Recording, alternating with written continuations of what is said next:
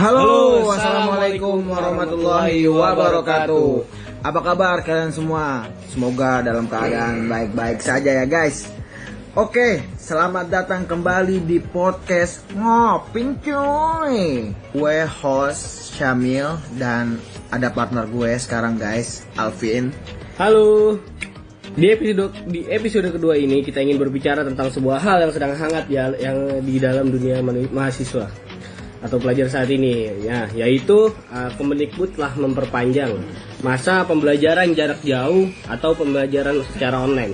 Nah, mungkin di sini semuanya merasakan dampak gitu, termasuk gua, dari adanya pembelajaran jarak jauh. Ada yang merasa bahwa pembelajaran jarak jauh ini merupakan sebuah hal yang positif, dan ada juga yang merasakan bahwa pembelajaran jarak jauh ini adalah sebuah hal yang negatif. Nah, Nguping TV telah menghadirkan seorang narasumber. Nah, dia akan menjelaskan atau memberikan pemahaman kepada kita semua tentang tepatnya sih ini kebijakan yang telah diberikan oleh Kemendikbud ini. Efektif nggak sih pembelajaran jarak jauh yang telah kita lakukan selama ini semenjak adanya pandemi COVID-19 ini? Mungkin kita langsung nyapa saja narasumber kita ya. Ya, untuk narasumber kita pada hari ini ada bersama, yaitu Bang Aldo Kafi. Halo Bang Aldo Kafi. Bang Aldo Kafi. Halo, Assalamualaikum warahmatullahi wabarakatuh. Waalaikumsalam warahmatullahi wabarakatuh. Apa kabar Bang? Alhamdulillah sehat Bang ya. Jadi Bang Aldo Kafi ini adalah seorang yang telah bergerak di dalam sebuah kerelawanan itu, dunia relawan, yaitu relawan gerak cepat. Nah, dan dia juga mempunyai bisnis kecil yang bernama, mungkin kalian bisa follow ya, namanya itu Guroba_ID ya. Dan dia ini suka yang namanya itu traveling. Dia pecandu film, buku, kopi, dan entusias itu dia dalam dunia pendidikan. Dan dia juga merupakan mantan anggota dari IMM yang di divisi tablik itu sendiri. Oke, kita langsung saja ya. Oke, langsung aja nih Bang ke pertanyaan pertama untuk lu Bang. Oke, siap.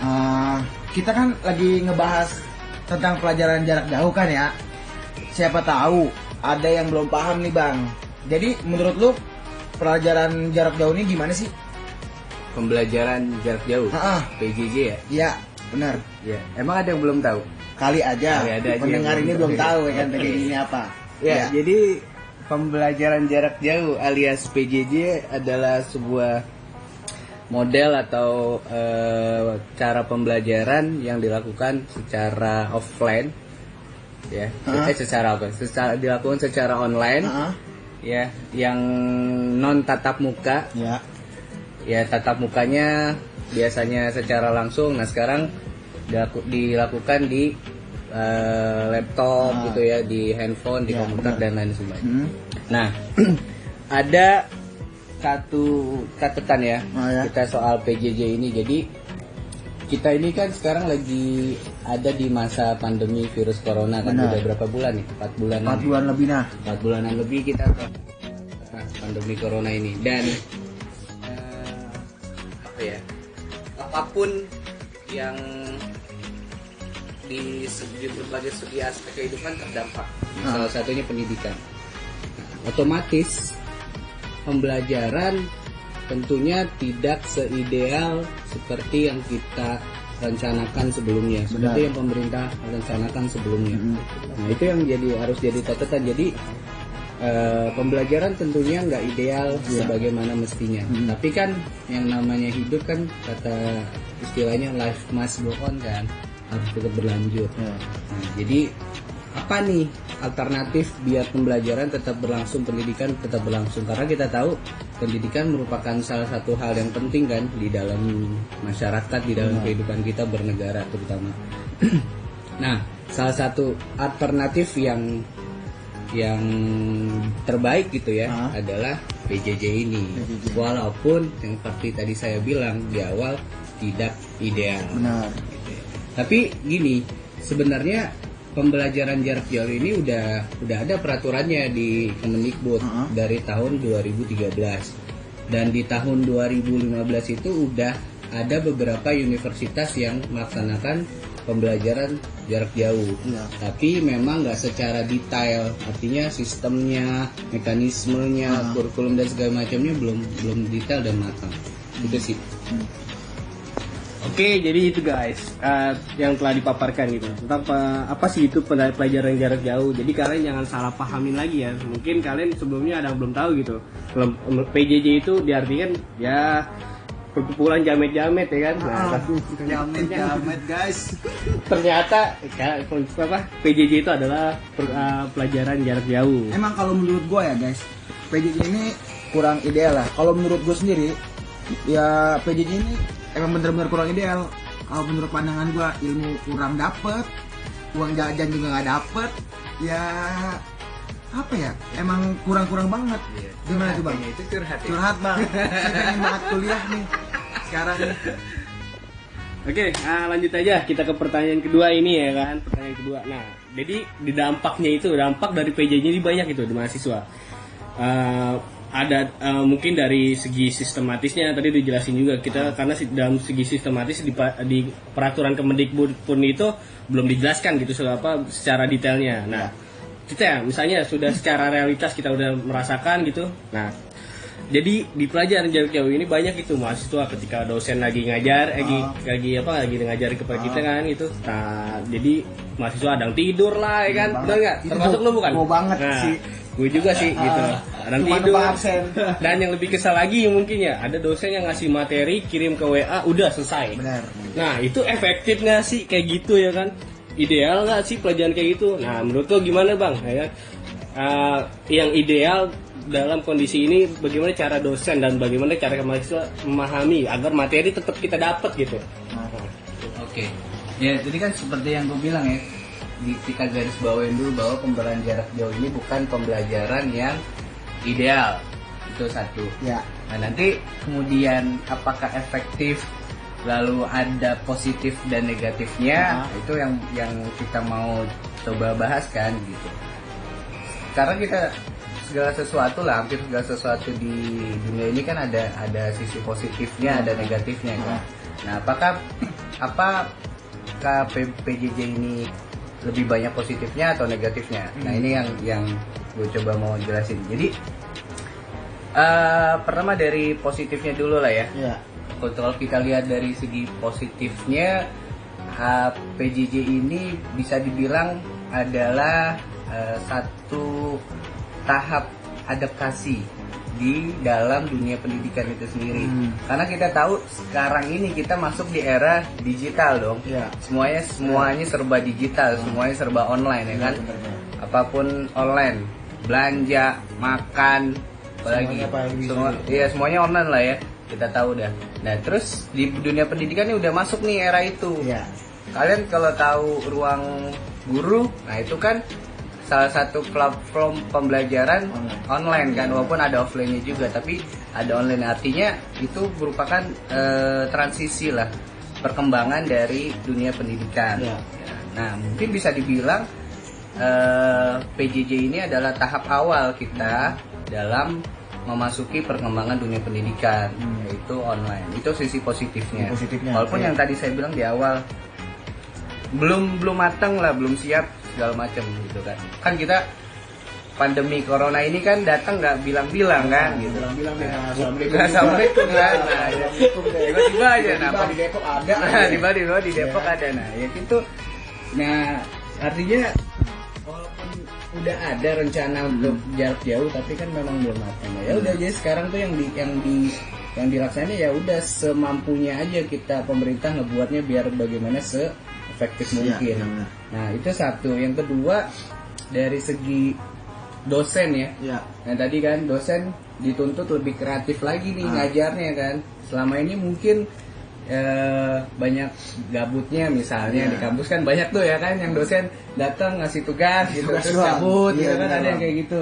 Nah, apalagi buat dosen-dosen yang ibaratnya umurnya relatif udah tua lah. Ini kan kebanyakan kalau yang tua gitu kan agak gaptek ya. Nah, itu kan banyak tuh jadi masalah kan.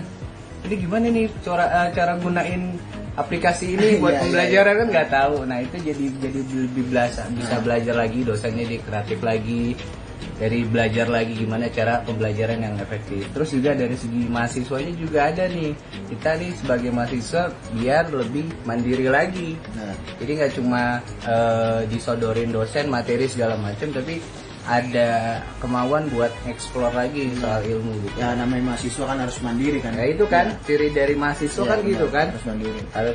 Harus mandiri kan. Itu sih dari segi positifnya. Ya. Nah, negatifnya banyak. Ada beberapa lah. Oke, boleh. Yang pertama yang pasti pembelajaran kurang efektif. Benar banget. Pasti kan. Satu, Itu kurang banyak efektif. banget gua nanya gitu ke mahasiswa, gimana sih PJJ ini efektif nggak sih? Pasti jawabannya kebanyakan enggak. Iya. Karena yang tadi lu bilang Ah. lagi materi tiduran, ntar ketiduran, belum Kan lagi Bang absen doang. Iya, absen doang. Nah, kebiasaan Kayak itu gitu curhat ya. kayaknya. Curhat banget bang. Saya udah gak kuat PJJ ini. Belum lagi yang tiba-tiba kuotanya habis gitu ya. Bener banget. Pengen beli kuota gak ada duit. Nggak ada duit, Nah, gitu ya. Jajan susah. Aduh. Belum lagi ntar sinyalnya jelek dan Benar. lain-lain segala macam. Nah itu negatifnya gitu. Terus apa namanya? Ditambah banyak orang tua mahasiswa kan yang terkena dampak ekonominya kan. Nah itu jadi masalah baru di PJJ ini sih. Iya. Itu sih diantara negatifnya. Oke. Oke, gitu guys. Jadinya kita ini menjadikan pembelajaran gitu. Emang sebenarnya ini mendadakkan sebuah hal yang dadakan yang kita nggak inginkan gitu. Baik baik dari dosen maupun mahasiswa itu semuanya nggak bakal menginginkan lah adanya PJJ ini karena emang bener ada sisi negatif positifnya. Negatifnya kita nggak efektif sebagai mahasiswa untuk mendapatkan ilmu gitu. Banget. Ya kan? Nah untuk pertanyaan Tiga. ketiga deh. Pertanyaan ketiga. Ya. Jadi kan belum lama ini nih Ah. dalam kalangan mahasiswa lagi hangat banget gitu. Apa tuh? Banyak gitu di universitas-universitas gitu yang UKT-nya itu masalah UKT nih, masalah UKT. UKT itu kalau saya belum tahu uang kuliah tunggal. Nah di masalah UKT ini ada yang di universitas tuh yang nanti dia nggak dapat penangguhan lah, nggak dapat potongan lah, ya kan. Akhirnya itu kan memberatkan mahasiswa ya. Berat banget, berat ya, berat bener. banget itu. Nah, bagaimana sih itu kan tanggapannya gitu bang? Nah tentang UKT ini gitu. Nah padahal kita tahu di pandemi ini bahwa di COVID-19 ini bukan hanya dunia pendidikan aja yang berefek ya kan. Sedangkan ekonomi juga. Jadi Ekonomi. kita ngeliat dari orang tua Itu kita, sih. orang kita masing-masing. Ekonomi ingin turun membayar- banget sekarang. Nah, bener kan, turun kan. Mulai bangkrut kan usaha. Bangkrut, ya kan. Nah itu dia. Makanya, nah kita dari sini nih, bagaimana pandangannya tentang UKT itu setuju nggak sih untuk ditangguhin atau di apa namanya beri keringanan lah setengahnya gitu. Kalau menurut lu gimana bang? Ya, masalah UKT jadinya ya. Ini sebenarnya UKT ini kalau nggak salah mulai rame-rame di akhir April ya. Benar. Itu sampai ada di Twitter tagar apa namanya? Mahasiswa merana Nadiem kemana gitu ya. Kalau nggak salah kayak gitu tuh rame tuh di Twitter. Nah itu ternyata bahas Gue masalah gak main UKT. Twitter sih jadi gue gak tahu bang. Aduh, gaptek banget ya bang. Aduh. Anda bikin podcast tapi nggak bikin Twitter. Saya bikinnya Instagram doang gimana nih? Aduh. Ya, jadi UKT. Nah itu banyak desakan tuh dari macam-macam mahasiswa. Cuman emang nggak sampai aksi langsung, karena kan kondisi sekarang ya nggak bisa. Nah, tapi alhamdulillah, gue baca berita kemarin-kemarin tuh pertanyaan ini sebenarnya udah kejawab sama Menteri Pendidikan sekarang, Mas Nadiem. Mas Nadiem. Iya. Nah, dibilang ini ada kebijakan barunya nih.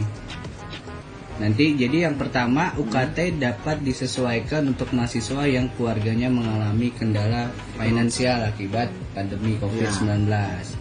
Jadi kata Mas Nadiem, masing-masing perguruan tinggi boleh menyesuaikan UKT untuk keluarga yang memiliki kendala finansial.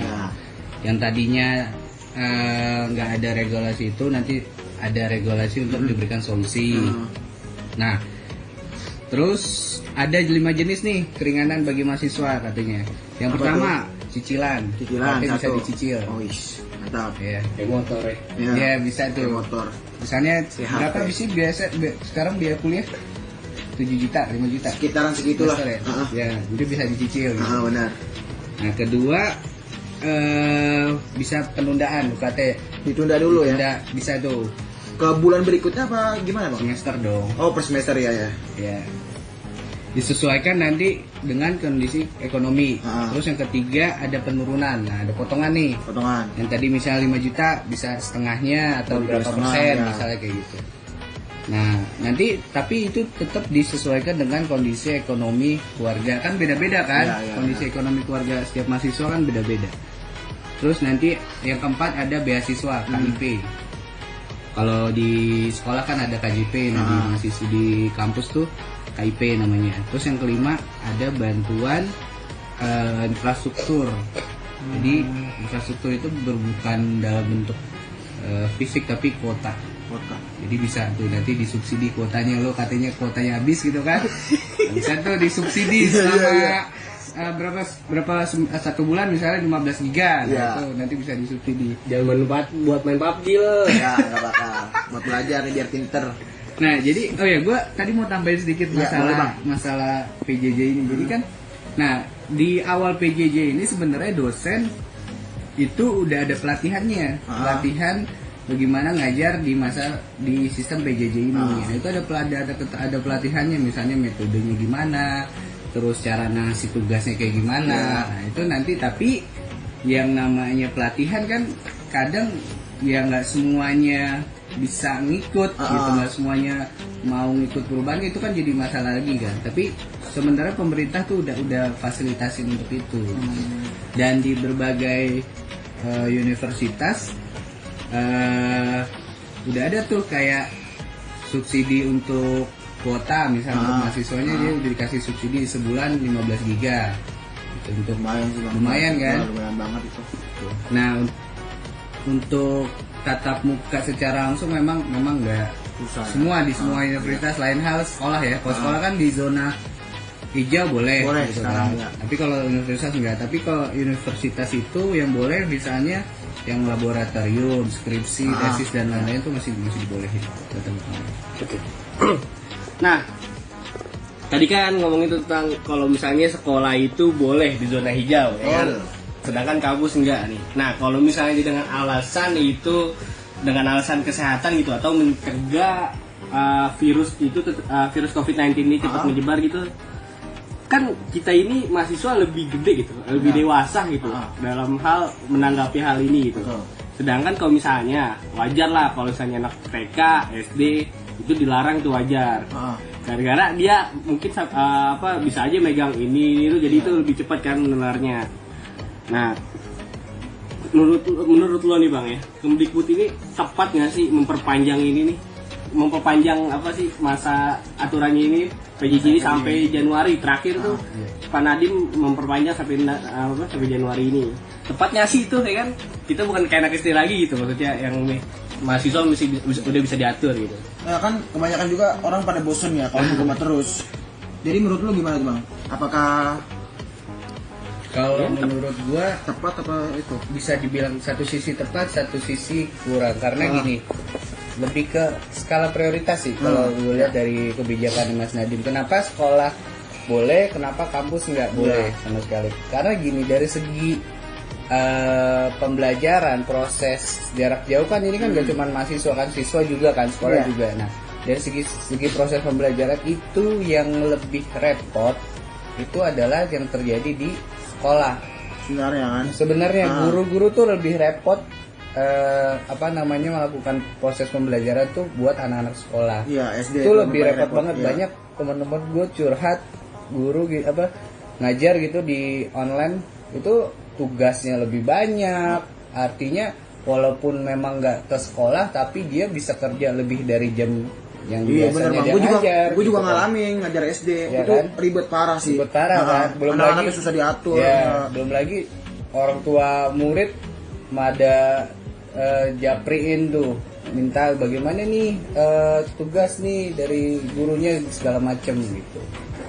Nah itu dari segi pembelajaran memang lebih repot sih untuk sekolah, makanya kenapa yang diprioritasin sekolah dulu nih agar guru-guru nggak terlalu repot. Untuk masalah kemudian penyebarannya sih sebenarnya bukan masalah bisa diatur atau nggak bisa diatur, karena memang yang dihindarkan kan kerumunannya itu kan. Nah, mungkin malah justru mahasiswa karena udah bisa diatur dan pembelajaran yang memungkinkan bisa dilakukan, yang bisa diatur gitu pembelajarannya yang untuk jenjang kampus, ya udah jadi kampus diperpanjang.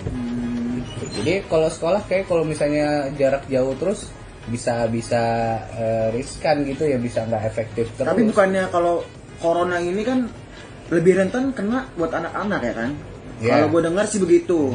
Kenapa yang dibolehin tatap muka sekarang malah anak-anak SD, anak-anak sekolah, bukan kenapa kuliah nggak malah diperpanjang lebih jauh gitu? Kan zona hijau, yang boleh kan yang zona hijau, yang zona merah tetap nggak boleh kan. Jadinya tetap ngelaksanain protokol kesehatan dan udah ya semaksimal mungkin, seefektif mungkin nanti diatur di sekolah gimana pembelajarannya. Oke, nah gitu guys. Jadi kalian telah mendengar ya tentang itu PJJ, tentang isu-isu yang menyangkut dengan kondisi pendidikan di tengah pandemi ini, kayak UKT naik lah, UKT nggak bisa penangguhan lah, nggak bisa ini. Nah, jadi semuanya udah kejawab lah ya kan. Nah, jadi dengan yang telah disampaikan oleh narasumber kita, menurut gua udah cukup ya gitu. Terima kasih nih untuk Bang Aldo Kafi yang banyak Bang. Oke. Mengasihkan informasi yang baru nih buat kita. Oke, siap. Oke guys, jadi cukup sekian podcast kita kali ini. Jangan lupa di follow Instagram kita di @ngoping.tv dan jangan lupa disaksikan di YouTube channel kita guys. Yoi, benar. Dan jangan lupa didengarkan di Spotify guys. Oke. Nanti kalau kalian udah follow Instagram kita, di situ ada link untuk kalian dengarkan juga di YouTube. Dan di YouTube jangan lupa di like, comment, and subscribe guys channel kita. Nah, Oke? untuk kalian yang mempunyai cerita, pertanyaan, Betul. kan, ataupun lainnya gitu ya. Nah, yang ingin disampaikan tapi kalian susah gitu untuk disampaikan, mungkin kalian bisa kirim ke kami melalui email kami, IG, DM, atau di komen di YouTube kita ya. Betul. Makanya kalau kalian pengen curhat, pengen apa, kalian follow dulu Instagram kita di @ngoping.tv guys. Oke. Cukup sekian podcast kita kali ini. Jangan lupa sehat selalu guys. Jangan lupa senang, bahagia. Semoga